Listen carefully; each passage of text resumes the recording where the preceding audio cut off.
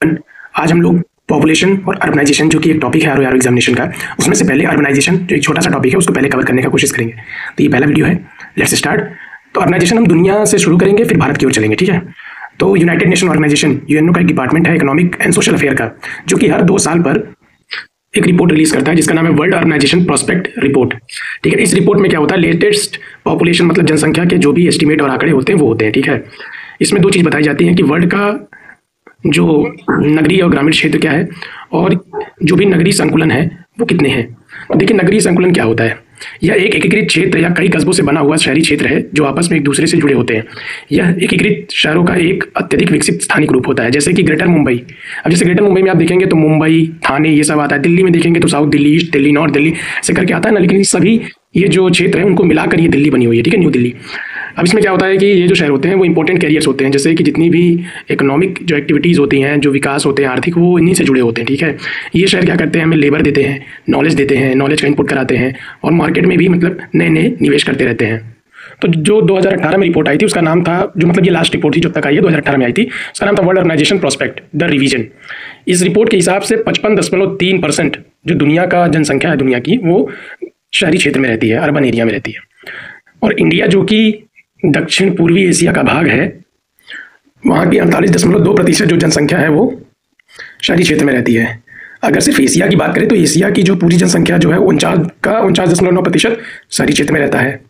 वो महाद्वीप जहाँ की अधिकतम जनसंख्या जो है वो शहरी क्षेत्र में रहती है, मतलब कि 86% जो है वो है ऑस्ट्रेलिया। और वो महाद्वीप जहाँ पर सबसे कम जनसंख्या शहरी क्षेत्र में रहती है, जो कि 42.5% है, वो है अफ्रीका। यूएन के हिसाब से जो कि 1/3 या उससे अधिक जो बढ़ोतरी हुई है जनसंख्या में दुनिया में, वो ग्रामीण क्षेत्रों से शहरी क्षेत्रों की तरफ जो लोगों का माइग्रेशन हुआ है, मतलब जो लोग आए हैं गांव से शहरों में, उसकी वजह से हुआ है। यही सबसे बड़ा कारण है रूरल अर्बन माइग्रेशन का। तो ये जो माइग्रेशन होता है ये लगभग राजधानी क्षेत्र या महानगरों की तरफ ही होता है।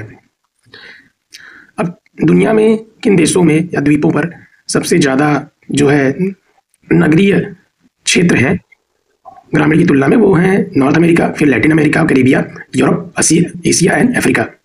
1950 में दुनिया की जो नगरीय जनसंख्या थी वो थी 30%, लेकिन फिर 2018 में ये 25.3% बढ़कर हो गई 55.3%। अब इसका अनुमान है कि 2050 तक सारी जनसंख्या दुनिया में जो होगी वो 68.4% हो जाएगी।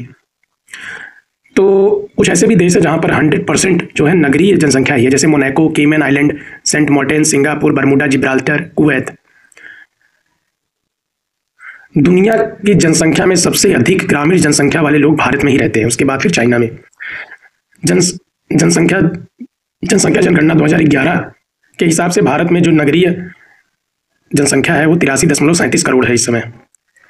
अब परसेंटेज वाइज अगर देखें हम लोग तो सबसे अधिक जो ग्रामीण जनसंख्या है या दुनिया की सबसे कम, जिसको शहरी जनसंख्या भी कहेंगे, वो ये टोकेलाऊ वेलिस फ्यूटूना में है, बुरुंडी में है और लाइंकेस्टाइन में है। दुनिया के सभी विकसित देशों में पूरी मतलब 75% नगरीय जनसंख्या का वास है, और जहाँ तक जो विकासशील देश है वहाँ पे 50% कम जनसंख्या जो है वो शहरों में रहती है।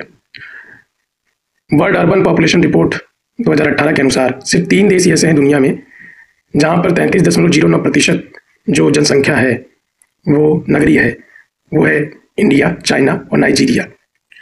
वर्ल्ड अर्बन पॉपुलेशन रिपोर्ट 2018 के अनुसार दुनिया के सबसे ज़्यादा जनसंख्या वाले जो शहर हैं वो हैं टोक्यो, टोक्यो के बाद दिल्ली, दिल्ली के बाद शंघाई, शंघाई के बाद साओ पाउलो, साओ पाउलो के बाद मेक्सिको। अब जो अभी भारत में शहरीकरण की जो स्थिति है, शहरीकरण का क्या मतलब होता है कि लोगों के स्थापन में, मतलब स्थापन में एक जगह से दूसरी जगह में जो बहुत बड़ा बदलाव आ रहा है, ग्रामीण से शहरी क्षेत्रों की तरफ लोग जो जा रहे हैं, उसी को हम लोग कहते हैं शहरीकरण, ठीक है। तो अर्बन पॉपुलेशन के परसेंटेज के पर्सपेक्टिव से हम लोग देखेंगे कि 2025 में जो है वो 37.4% है भारत में अर्बन पॉपुलेशन। 2030 में अनुमानित है कि 40 हो जाएगा, 2050 में ये 52 हो जाएगा। अब भारतीय जनगणना 2011 शहरी नगरों के बारे में बताती है, उनको 2 कैटेगरी में उसको डिवाइड करती है। पहला जो कैटेगरी होता है वो होता है कि वो सभी क्षेत्र जहाँ पे municipal committee, municipality, municipal corporation, cantonment board, notified town, area committee, उन्हें हम लोग स्टैट्यूटरी टाउन कहेंगे या वैधानिक नगर कहेंगे। ऐसे जो क्षेत्र होते हैं, ऐसे नगर जो होते हैं वो राज्य सरकार द्वारा बताए जाते हैं। दूसरी कैटेगरी में ऐसे क्षेत्र आते हैं जो कि दिए गए जो माप है उन पे खरे उतरते हैं, और उनको हम लोग सेंसस टाउन कहते हैं या जनगणना नगर कहते हैं। उनके क्या माप हैं कि उनकी जो न्यूनतम जनसंख्या 5,000 या उससे अधिक होनी चाहिए, जनघनत्व 400 लोग प्रति स्क्वायर किलोमीटर से कम नहीं होना चाहिए और 75% जो वहाँ की पुरुष जनसंख्या है वो वर्किंग होनी चाहिए और किसी एग्रीकल्चर के अलावा किसी क्षेत्र में उन लोग काम करते होने चाहिए, नॉन एग्रीकल्चर एक्टिविटी करते रहना चाहिए उनको। सेंसस 2011 के अनुसार कि भारत में 3894 जनगणना नगर है। Now see in the part 2। Thank you.